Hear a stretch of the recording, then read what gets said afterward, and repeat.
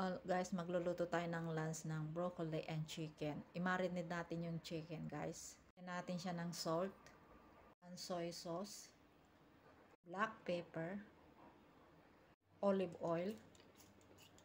Lagyan natin siya ng honey. And lagyan natin siya ng cornstarch.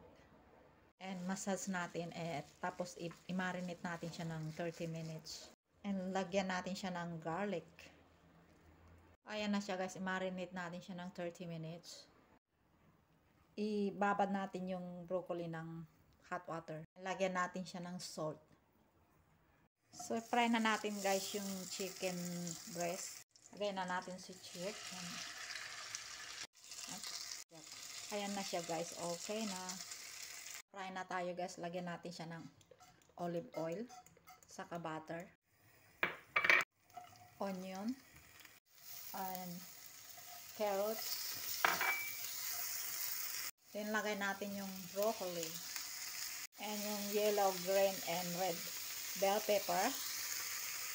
Lagyan natin siya ng garlic powder and 3 tablespoon ng soy sauce, pepper. And put the chicken breast. So yummy. Wow. And lagyan natin ng oyster sauce. Natin ng cornstarch. Ayan na, guys. So yummy and healthy. Diba? Sarap ng lunch. Ayan na, guys. Yummy and healthy. Yummy lunch.